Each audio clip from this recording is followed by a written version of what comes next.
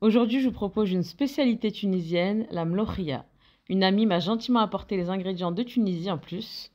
Donc dans une marmite, on commence par mettre la poudre de mlokhia. Vous comptez une cuillère à soupe par personne. Moi, je vous ai tout pesé.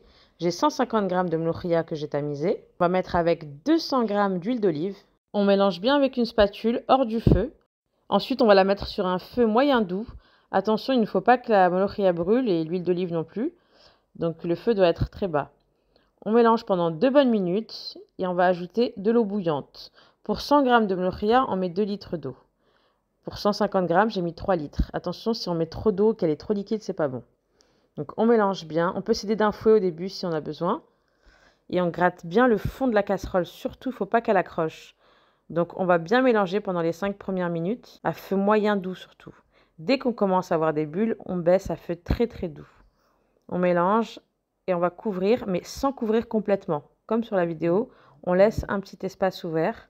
Et là, on va laisser cuire pendant 2 heures, 2h30. Pendant ce temps, je fais mariner ma viande.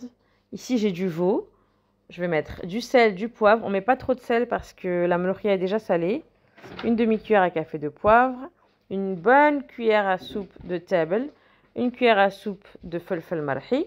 Il y en a qui mettent aussi du concentré de tomate et de l'harissa beldi, mais il y en a qui ne mettent pas. Donc moi, j'ai pas mis.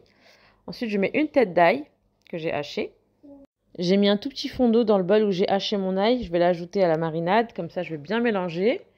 On ne met pas d'huile dans la marinade pour que les épices pénètrent bien dans la viande. Une fois qu'on a bien mélangé, on couvre et on va la laisser reposer au frigo. On la sortira une demi-heure à l'avance. Après 2 bonnes heures de cuisson, on voit que l'huile commence à remonter à la surface. Donc pour moi, c'est bon. Je vais ajouter mes morceaux de viande. Et on n'oublie pas de récupérer le fond de la marinade aussi. J'ajoute 2 feuilles de laurier. Je laisse toujours à feu très doux. Je couvre et je laisse cuire encore 2h30. Pendant ce temps, j'ai préparé 2 feuilles de laurier, une cuillère à café de table, 2 gousses d'ail râpées. Et ici, j'ai 2 piments séchés. J'ai retiré les pépins et la queue. Je les ai bien rincés. Je vais les mettre de côté. Au bout de 2h30, la viande est presque cuite. On va ajouter le table, l'ail, les feuilles de laurier et le piment séché qu'on avait mis de côté.